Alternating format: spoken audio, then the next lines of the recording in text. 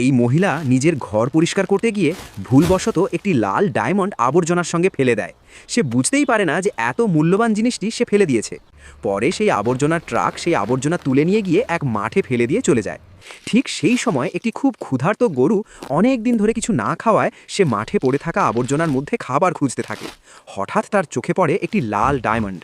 গরুটি বুঝতে না পেরে প্রচণ্ড ক্ষুধার কারণে অজান্তেই সেই লাল ডায়মন্ডটি খেয়ে ফেলে।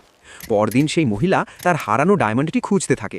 অনেক খোঁজাখুঁজি করেও যখন ডায়মন্ডটি আর পাওয়া যায় না, তাই সেই মহিলাটি এক জায়গায় বসে কান্না করতে থাকে, কারণ সেই লাল ডায়মন্ডটি ছিল তার কাছে অনেক দামি ও শেষ সম্পদ।